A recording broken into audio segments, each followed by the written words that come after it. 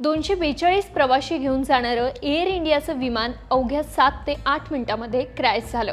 उड्डाणानंतर काही वेळातच क्रूने मेडे कॉल दिला, मात्र त्यानंतर ATC कडून केलेल्या संवादाला विमानातून उत्तर मिळालं नाही। पण हा मेडे कॉल काय असतो, मेडे शब्द कधी वापरला जातो हे अवघ्या 2 मिनिटांत जाणून घेऊ। आपत्कालीन परिस्थितीची माहिती देण्यासाठी मेडे हा शब्द 1920 मध्ये वापरण्यात आला होता। मेडे हा शब्द आपत्कालीन परिस्थितीत पायलट किंवा जहाजाचे कॅप्टन वापरतात, ज्याचा शब्दशः अर्थ मला मदत करा असा होतो।